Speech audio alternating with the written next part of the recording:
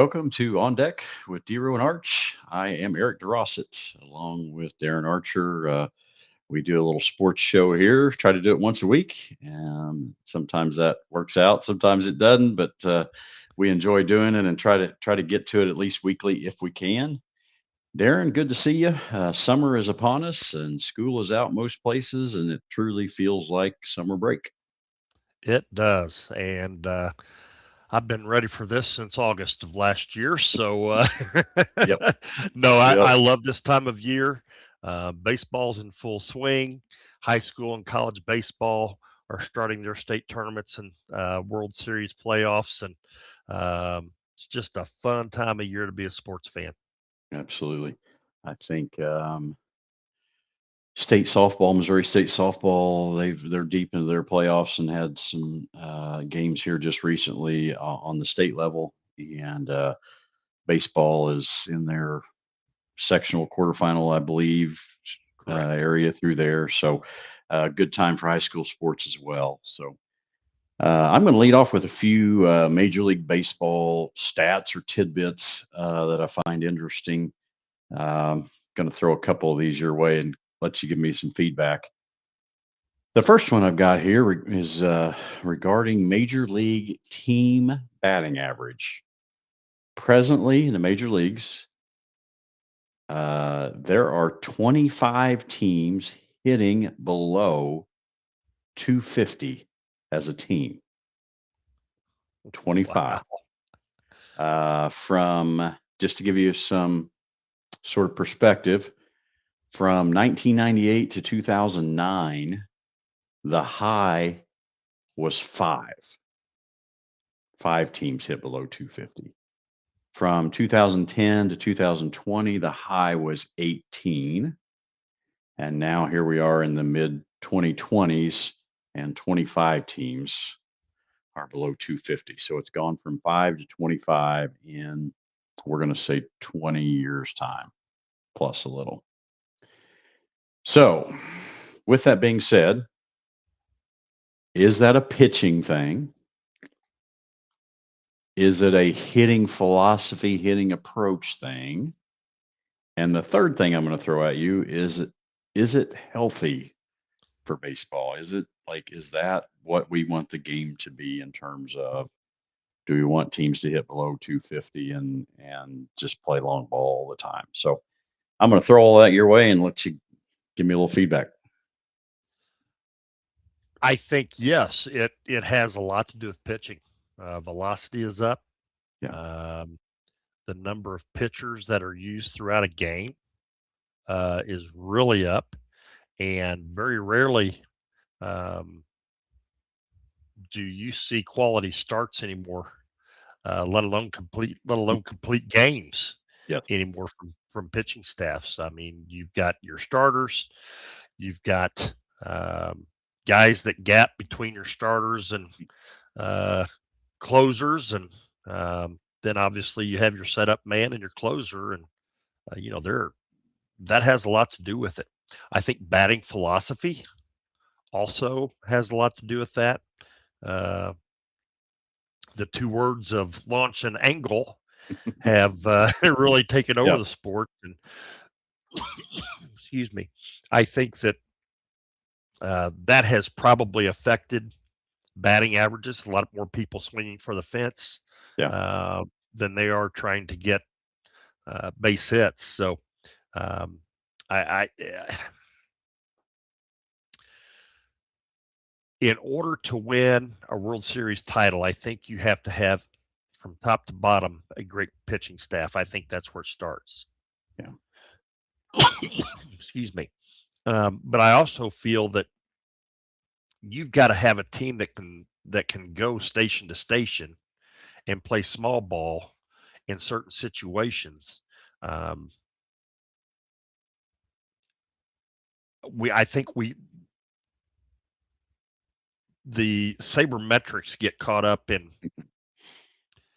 you know exit velocity and launch angle and distance traveled and things like that. Uh, I think that's kind of taken over baseball. You have pitching labs now. Everything's number based. And so for me personally, I'm old school. I like the moving guys station to station, and if you got a man on first and there's no outs, and you want to move him into scoring position, you bunt him over. Um, or a guy on second, bunt him over to third uh, with less than two outs. So, I know that everybody likes the long ball. I know that everybody pays a lot of attention to the radar gun or the speeds of pitches that show up in most stadiums now. But I think there's a lost art in, um, you think back to when the defensive shift was allowed. There were guys that had a gap basically between second and third base that couldn't put the ball in play to nobody they're fielding. And um, back in the day, hey, if somebody saw a third of that gap, they were going to put the ball in play and shoot for that gap and try to move that runner, get him advanced to the next base or bases. And I just think it's a lost art.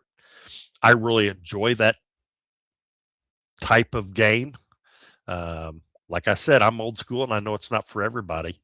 Um, I think pace of play may have something to do with that too. With the pitch clock, and um, That's a great point. I think there's a lot of different factors that have probably led to more teams hitting below 250, which is crazy to me. Right. Anymore, a great hitter, if you're hitting above 300, that is kind of the pinnacle of percentage wise to be able to get over to be considered one of the league's best. Yeah. You think back to when we were much younger, that number was 400. Yeah. There were guys hitting 350 average throughout the year, like they're hitting 250 now. So the game's changed. Pitching velocity. I think the effectiveness of pitchers, the number of pitchers that are used in a game, um, the righty lefty matchups. There's just a lot of things. For me personally, I don't necessarily think it's great for the game, but I get where general managers and managers have to play the numbers game because it's kind of taken over baseball. Yeah. Had several things pop in my head while you were talking to see if I can remember all those. One of those was, this is just me, I think 280 is the new 300. I agree. Yeah. And hey, that's not scientific. I think guys that are hitting 280 or above are 300 hitters from yesteryear. Yep. And if you're 300, then if you're a 300 guy, then you're 340, 350 from yesteryear. Agreed. The second thing is, my son always says this: that the batters are taught to elevate and celebrate. Right. I mean, they're taught to hit it a long ways and watch it go. Elevate and celebrate is his philosophy or his lingo, and I think that's very true. The next thing that I thought of while you were talking, and I just connected the dots on this. I love extra inning games now. Yes. Agreed. For me, those are throwbacks, right? Yes. And hey, they play 9 innings on one style, and then I don't want to say they completely abandon that, but they mostly abandon what they did for the first 9 innings. Right. And they turn to a whole different style of play, which is what you're calling old school. It's what we And that's a sort of great point. So I love the extra innings because now there's this decision: are they bunting? Are they not bunting? Right. How's the infield? Are they going to shorten up at first and third? Like all those things start to play in now. or is the guy just going to try to hit behind the runner and move, going to swing away, but he's going to hit behind him and push him to third.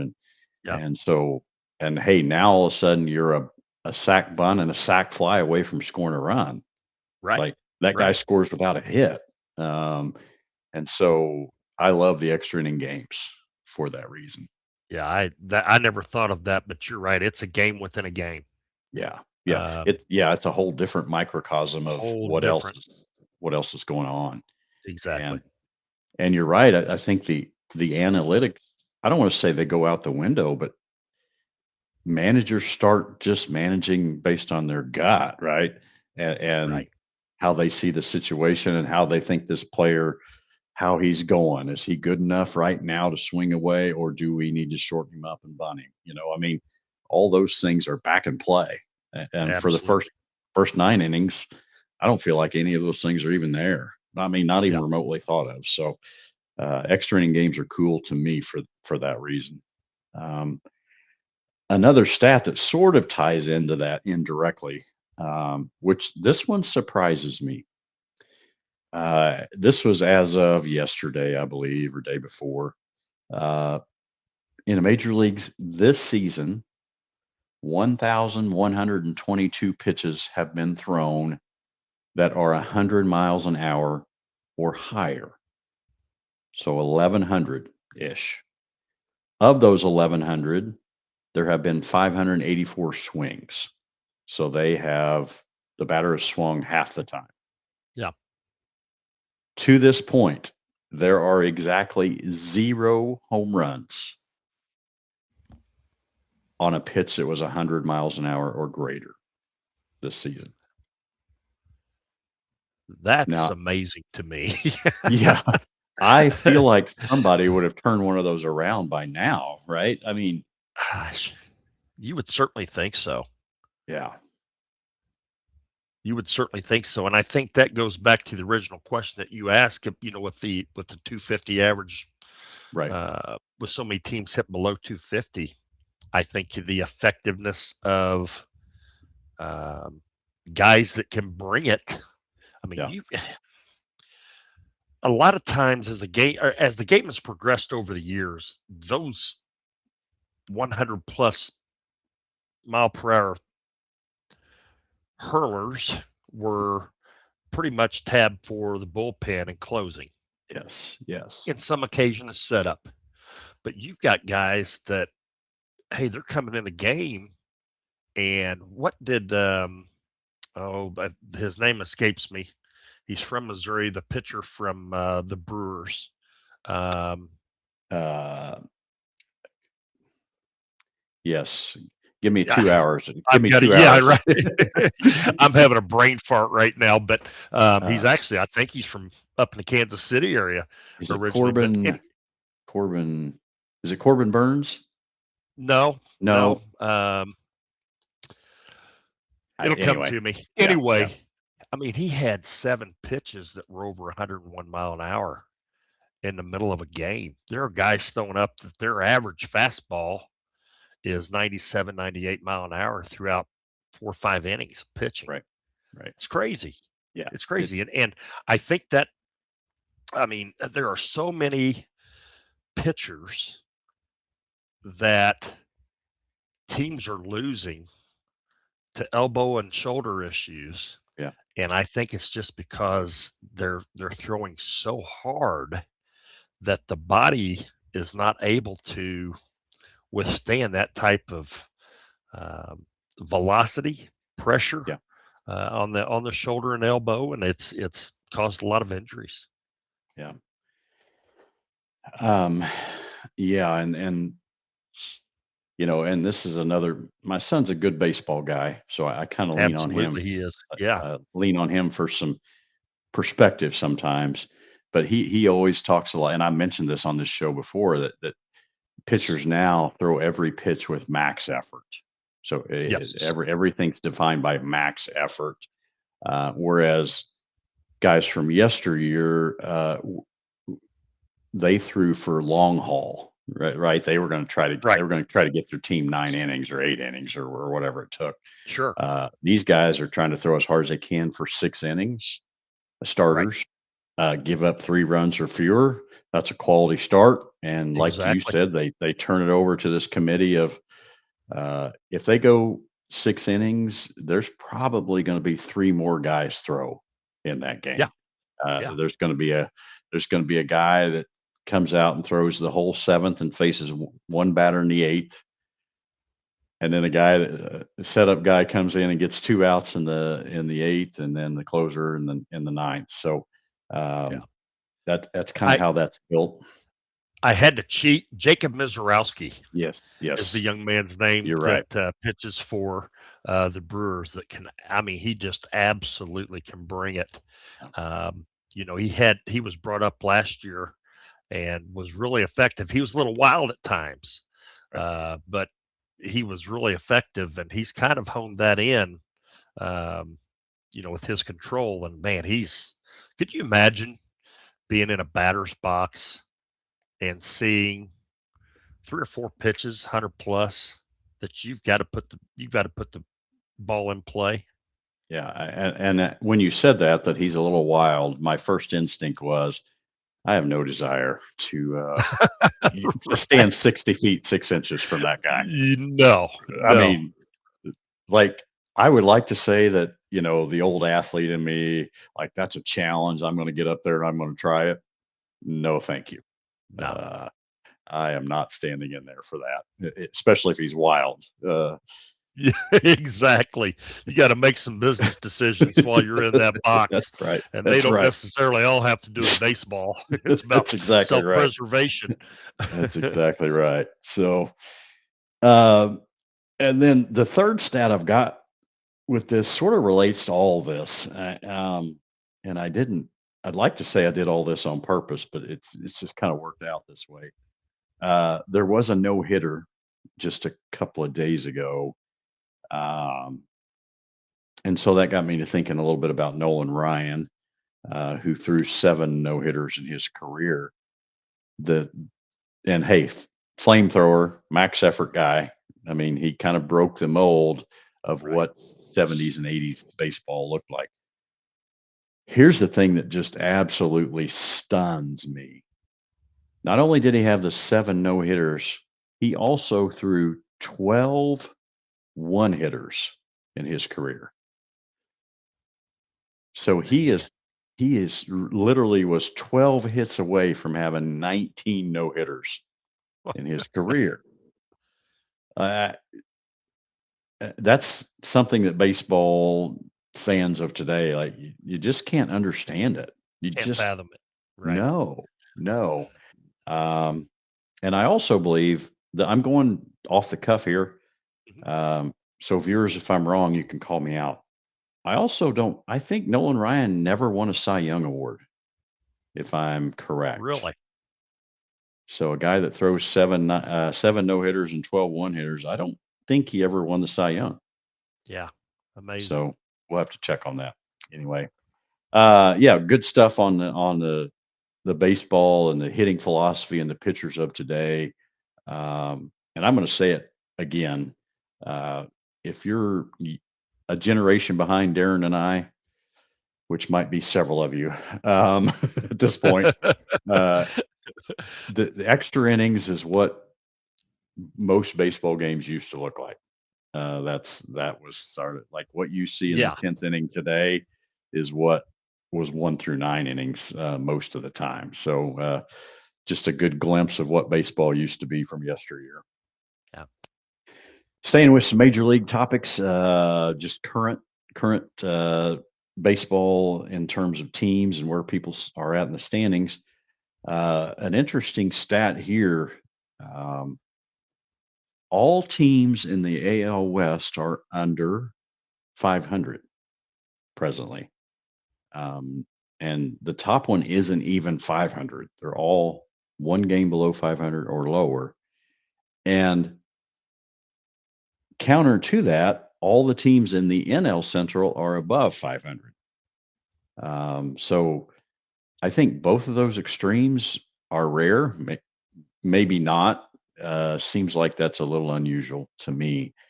Um, my take on it is that somebody in the AL West will finish above 500, and somebody in the NL Central will probably finish below 500 before it's over. But we're knocking on the door of June 1, and that seems late for a whole division of teams not to be above 500. So Agreed. be, Yeah. be interesting to keep up with that. Atlanta continues to sort of lead the way in the National League. They're at 37 wins. They are 8 games ahead in their division over the Phillies, and the Phillies are playing better baseball right Yes, they now. are. So it appears at least that that's Atlanta's division to win or possibly lose. If I think they control their own destiny already as of June 1st. Would you sort of see it that way? Absolutely. And it's going to take a rash of injuries for that to change. Um, that Philadelphia is definitely playing better baseball, but they still have their issues. Coaching change has really done them good, but at the same time, there's some chinks in that armor. They've got a good pitching staff. Um, there are some holes in their lineup to where the bats just are not very good. And you take a look at some of their best hitters, it kind of goes back to they're probably hitting below 250, but there's a decent chance that they're going to put wood on ball and hit it over the outfield fence. And I think they're kind of built on that um, as far as their offensive lineup is concerned. Yeah, I agree. Um, Revisiting the NL Central again, and you and I are kind of NL Central guys because our teams are both in that division. The those darn Brewers, I mean, they rise to the top. It always seems sort of slow and easy for them, gradual, understated. I don't know whether adjectives I can throw in there, but over the last few years, the Brewers have to be one of the most understated teams in baseball. Absolutely. And I mean, if you take a look, and I've watched them play several times, they're kind of that throwback team. Yeah, they've got guys that are going to step up there and they're getting paid to hit home runs, but they've also got those station to station guys. And they do a great job of just putting the ball in play, being aggressive on the base pads, and putting the pressure on the defense to have to make a play. And I think that's why they've sustained success throughout the years. They don't have, if you take a look at their their lineup, there's probably three or four guys that are household names as far as baseball's concerned. The rest of them, you're like, who is this guy? But Right. you look at their averages, they're hitting 270, 280, 300, 280, all the way up and down that lineup. And I just think that you have to be built like that to a certain extent. Hmm. You got to have some boppers in that lineup. I get it. It's the day and age, but you've got to have, if a guy hits a solo shot, that's one run. Right. You've got to have people that are going to be on base for those guys to have those opportunities to really put the game out of hand or at arm's length. And they just do a good job of that. They just put so much pressure on you, and they're kind of like um, Tampa Bay. They will trade off a slew of pitchers that they're getting ready to lose, and it Yep. seems like they bring guys up through the farm system that are just as good. I mean, you think they got rid of Freddie Peralta, they traded away Freddie Peralta, and their pitching staff this year is probably deeper and better than what it has been in the past, and that's a that's a big piece. So it's kudos to their front office. They're doing things the right way. Yeah. They're scouting people and their minor league progression on how they develop players and whatever philosophy they have there seems to work really well. And that's how they manage payroll. If we're just being honest, Sure. Yeah. Yeah. they build from the ground up, and then when those guys get ready for a big check, they let them go, and then they bring the next guy along. Um, Yeah, if you're on the last year of your contract, you better be looking for luggage yeah, because you're going to need it. time to fill out the change of address form at the post office. Exactly. That's Yeah. exactly right. Where are the kids Uh, going to go to school? yep, that's right. Hey, and this is completely random. Okay, and so you'll have to do some homework on this. Random. I think the NL Central might have the best collection of stadiums of any division in baseball. Wow. Yeah. Think about Yeah. that one a little bit. I I that would be hard to argue. They've got Uh, one iconic field sure. in Right. Wrigley, which Wrigley. which Yeah. which that every division can have one of those, right? Sure. And then just the other stadiums, their parks, Milwaukee and Pittsburgh, those places are just Oh, yeah. cool, St. fantastic. Louis. You Yeah, look at the background with the art. I mean, yeah, as much as it pains me to say, and I've watched several games in that stadium, it is a beautiful, yeah. beautiful stadium. So hey, Absolutely. I would need to check that out further, but just off the cuff, I'm going to give the NL Central stadiums the nod in baseball, Yeah. the number one. So we might Just have right offhand, the only one I can maybe the American League East. You've got Fenway, Fenway. Yep. Yankee Stadium, but then you go down to Tampa Bay and they've got a carnival tent. Um, Baltimore's I nice. would. Baltimore's Baltimore is nice. nice. Yeah, Camden Yes. Yard's nice. That just Car- right offhand, that's the carnival Carnival tent. tent. Yeah, man, and That one gets Bobo's that. tent and awning. Yeah, they were doing so well until they got to that one. So, Right. Yeah, that one kind of put them out of the running in a hurry. love it. Um, in the National League West, I did want to mention this. Dodgers are still leading that division, but the Arizona Diamondbacks are in second place in that division with 31 wins. Um, uh, just kind of blowing me away in terms of their ability to just sort of stay the course and win some games. Um, speaking of which, on stadiums, I've been to that stadium. Yeah, yeah. And the roof was closed because it was a billion degrees that day in Arizona. Right. But on TV, it looks a little dark and dim and misleading, but inside of there is cool. I mean, Yeah, Arizona nice. Stadium's really nice. But back to the point, Arizona's playing good baseball. They are. They're starting to generate some runs, and their bats are heating up. Yeah. Cattell Marte was hitting below the Mendoza line, and he's he's kind of uh, their leader. They kind of feed off him, especially offensively, and his bat is really, really starting to get good. And they've got a sneaky good pitching staff. Um, you take a look at who they can throw out as starters, and there's some retreads there, but they have seemed to find their way or have found their way, and are having really good seasons. I take a look at Michael Soroka. Um, I saw him pitch for 3 innings for the Cubs last year, and I was like, "What in the world did we pick up at the trade deadline?" Right. And ended up getting hurt after 3 innings, and it was a bust from there. And come to find out, the Cubs knew that he was hurt.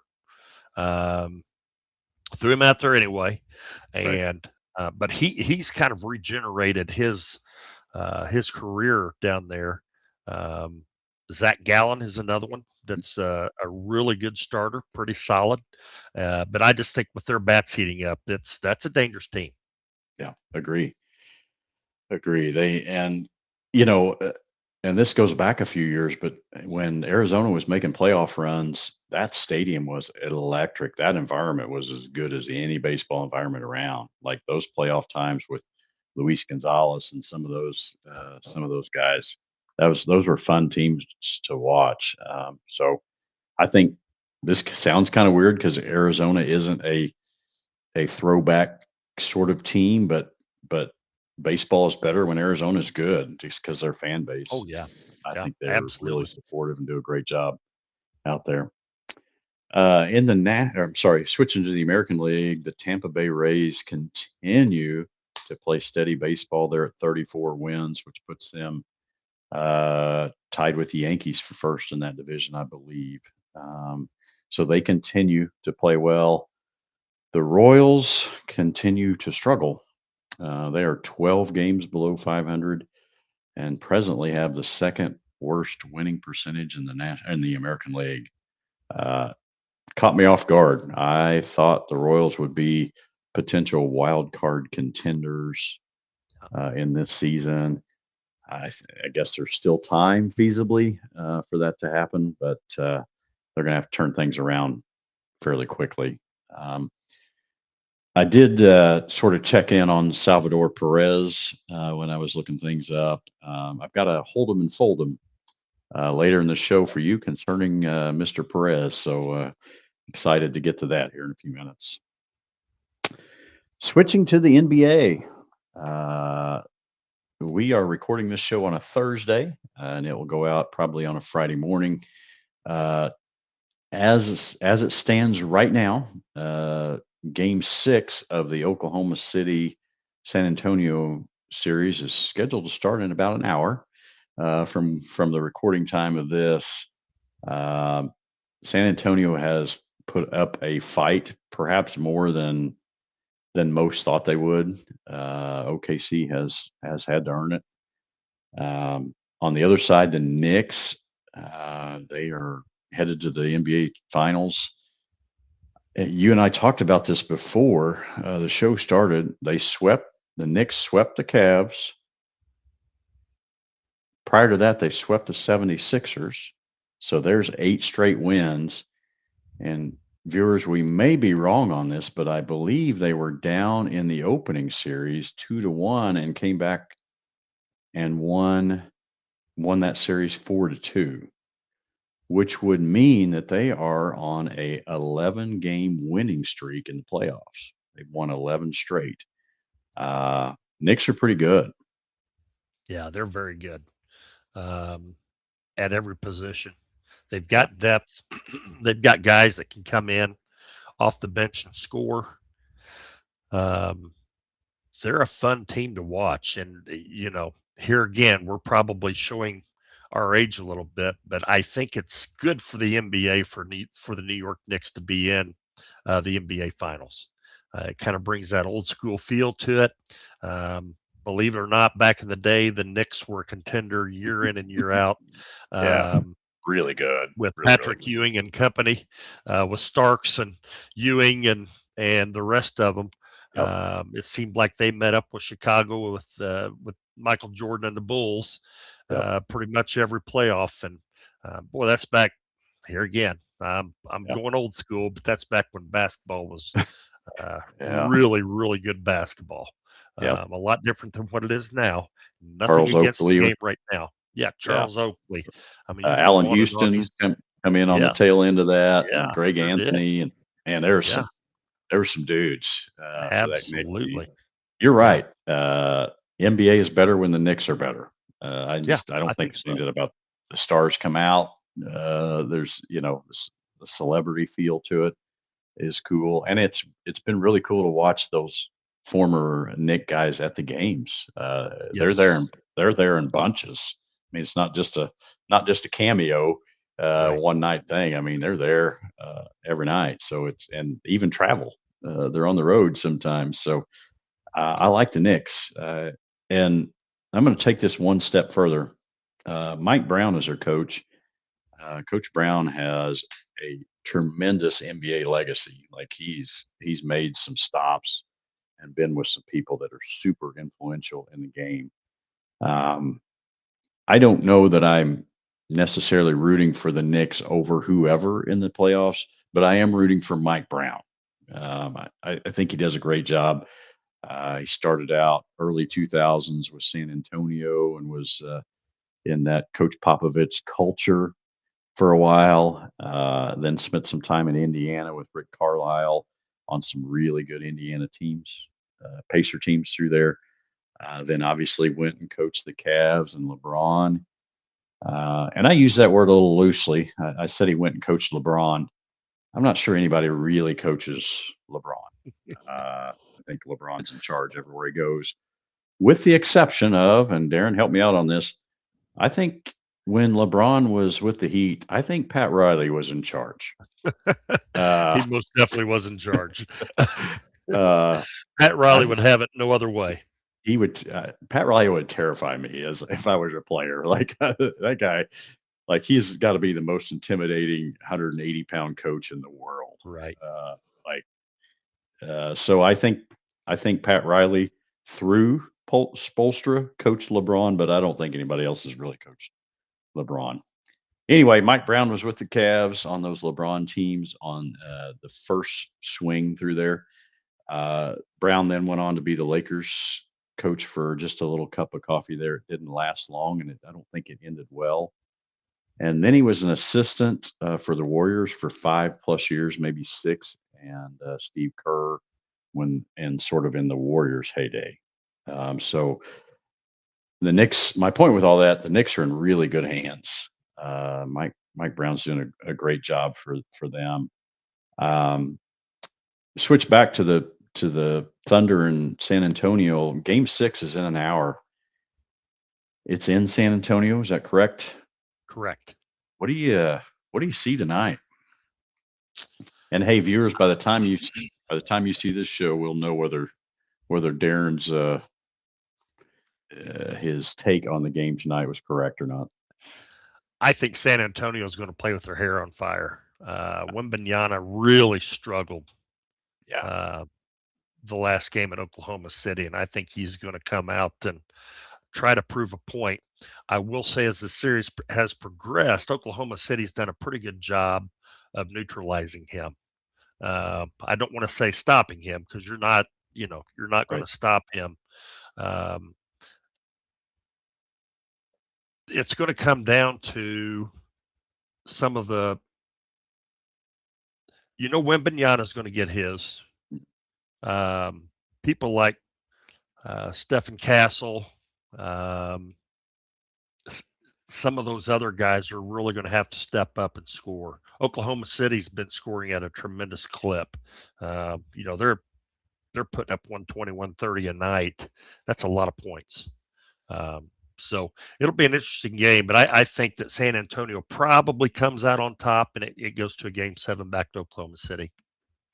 I've got a little bit of a sleeper tonight. I think DeAndre Fox shows up tonight a little bit. And I'm not saying he hasn't shown up to this point, but he hasn't had the impact that maybe we thought coming back from being out. So I think he is in the mix significantly tonight and makes it easier for Castle and Wemby and those guys. Right. I think he can be their third horse tonight, so to speak. So, and hey, if he does that, then the Spurs win. I think Agreed. it's that. Yes. So anyway, it should be a good game to watch. I saw something. I should have had this as a hold 'em and fold 'em for later, but I'm just going to go ahead and throw it out there.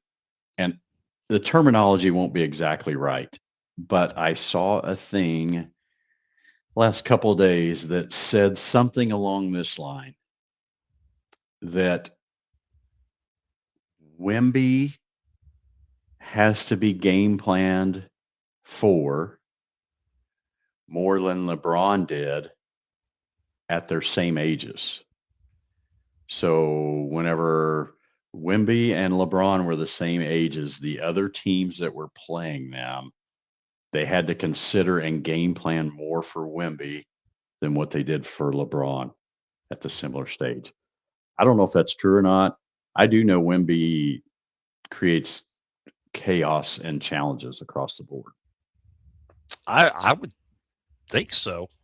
Just simply from the fact that you can match up with LeBron a lot better than you can match up with Wemby.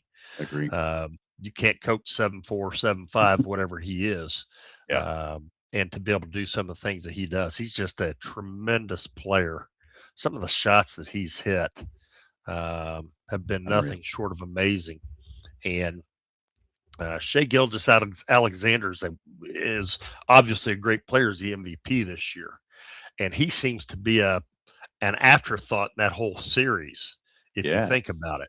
Yes. Uh, and that's one of the best players right now that we have in the game, and I think the future of the NBA is in very good hands, and he is slowly becoming the face of the NBA moving forward, I believe.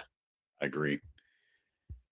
Two other NBA thoughts here that I have here before I move on. I did see, and I didn't dive into it, but in the last couple of days, the NBA has sort of taken a stance and released an anti-tanking um, thing, and I don't know if it's official yet or if it's just up for review and confirmation from the owners. I'm not exactly sure how that works, but it basically is going to penalize teams for purposely tanking in order to move their spot in the draft up. So I'll try to dive in some more of that before we have our next show. But NBA definitely had to step in and try to do something there, right?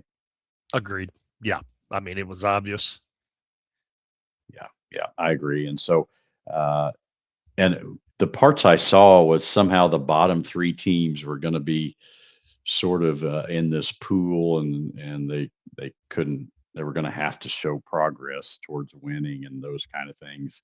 Uh, Sounds super complicated, and hey, the mind that came up with that had to be some guy that's. I mean, he's got to be off Moneyball or something. Like he's one of those Exactly. one of those kind of guys, right? Not one Um, of us.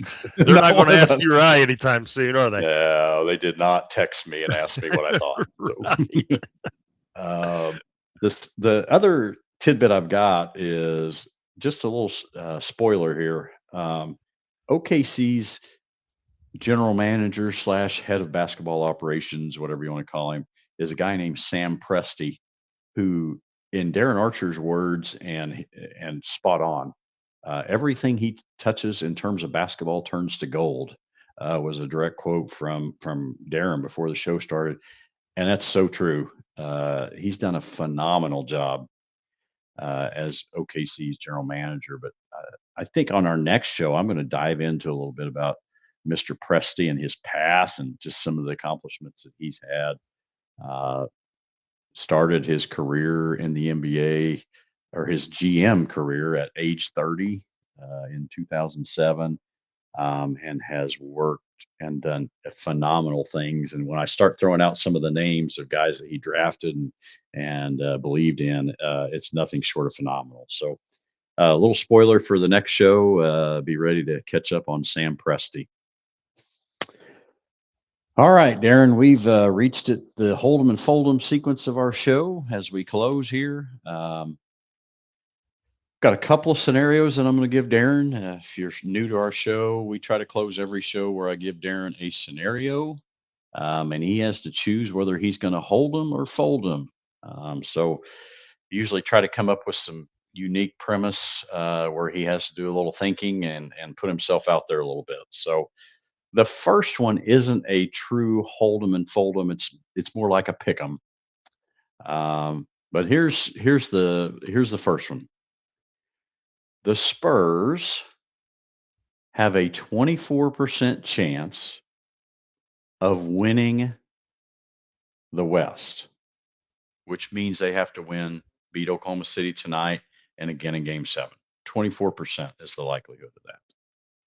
The Knicks, not knowing who their opponent will be, have a 32% chance of winning the NBA championship. So Spurs are at 24% chance to win the West. Knicks are 32% chance to win the NBA championship. If you have to pick one of those to come full fledged to fruition, which one do you have? I've got to go with the Knicks. Yeah. I'm holding on the Knicks. Yep.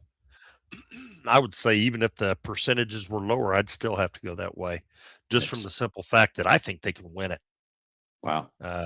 I think the key is going to be how well they get out of the gate Yeah. with having the long layoff. If you remember back to their first game uh, in the semifinal round, they really got off to a slow start, but they had a long layoff. Got down 18 or 20 or something like that to Yeah. Cleveland, and Yeah. ended up coming back and winning it over in overtime. So they'll have to avoid a start like that because momentum is huge.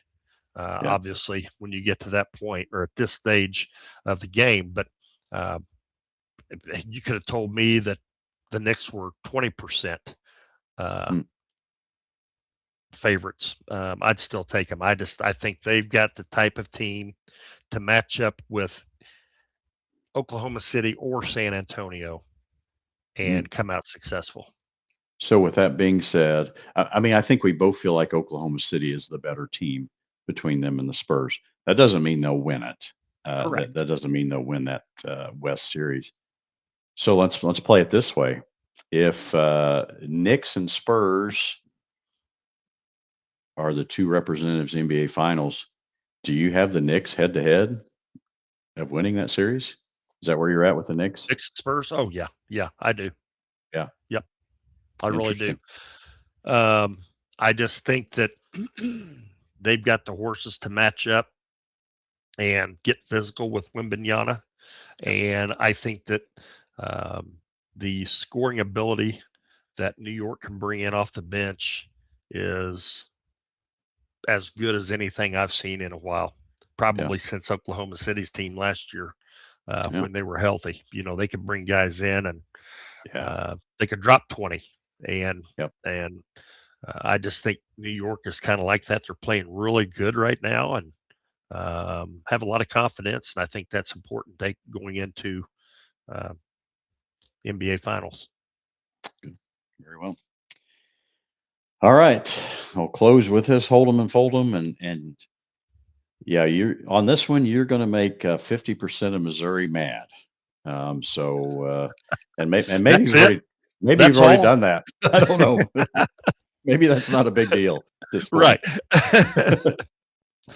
So here we go. I mentioned the Royals earlier, and I mentioned specifically Salvador Perez, who I think is the consummate baseball player on and off the field. He's not only is he great on the field, he was the Roberto Clemente recipient a time or two, I believe, and so like he just does it right. Um, I've kind of been checking on him lately just because he is 35, 36 years old, and that's old in catcher terms. Sure. Catcher terms and dog years are pretty similar, I think, and so I do kind of keep up with him because one of these days he's not going to be around. Here's the hold and fold 'em. Cardinal fans, hang on, it's going to be all right. So don't throw stuff at me. Hold 'em and fold 'em. Salvador Perez is the best overall catcher in the state of Missouri in the 2000s. Whoa. Well, you're right. I'm going to be pissing a lot of people off tonight. Yes, you will. Gosh, how do I play Switzerland in this on this question? I don't think you can. Um, You're already a Cubs fan, so that ship's already yeah, sailed. yeah, that right. already sailed. Honestly, gosh, that is so tough because obviously Yadier um, really played a huge part in the Cardinals being the Cardinals back when he was a member of the team. Yeah. And Salvador Perez has had the same effect on Kansas City. They both won World Series with their respective teams and um, clubhouse leaders and lead by example and do things, go about it the right way. Gosh, man, this this is a tough one. I'm going to have to go hold them on Yachty, On Yachty. Yeah. just from the fact that, gosh, there's no right, there's no wrong answer. Yeah. Yeah. Honestly, Yadier would be my 1A, obviously Perez Yeah. would be my 1B. Yeah. Hold him. Yeah. Both really, really good. And Oh both gosh. really did the same things. You already touched on it. They did the same things for their team. Right. They weren't afraid of the big moment. They weren't Right. afraid to sort of take that leadership role when it needed to be done, but yet they had the respect of everybody. Uh, and let's just be honest. I mean, our state was lucky to have both of those guys, Absolutely. two pretty good catchers and representatives. I love it that both of them started and stayed with their respective team. I Yep. think that's cool as well. My guess is Yachty could have gone, or both of them probably could have gone elsewhere, made more Yep. money, um, and would probably been out of baseball earlier, if we're just being honest. But especially Salvi, I think in previous years the Cardinals were a little more willing to pay and tie themselves to a contract. The Royals just never quite got there in terms Right. of being willing to do that. So for sure, Salvador probably could have gone a ton of other places and made, I'm just going to say, a third more money, just Sure. roughly.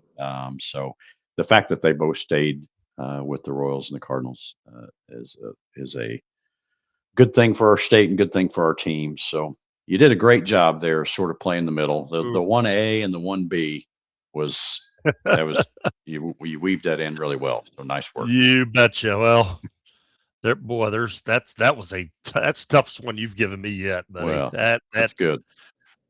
there's smoke rolling out of my ears right now. Love it. The old Love it. gerbils are working overtime tonight. Yeah. Yeah. That's you and I both have those. So nobody's ever accused us of being real smart. So No, no, that's all uh, right though. yeah, yeah, for sure. Well, Darren, I think it's been a great show. I've enjoyed You bet. talking sports with you and sort of catching up on things. Game 6 tonight. We're excited about that. So by the time viewers, by the time you watch this show, you'll have a clearer picture of what that Spurs OKC series looks like. I hope it goes to a game 7 just because I want it to be 7. That's I'm leaning towards the Spurs in terms of my emotions and who I want to win. But for nothing more than I just enjoy a good game 7 in any sport. So good luck to the Spurs tonight as they play.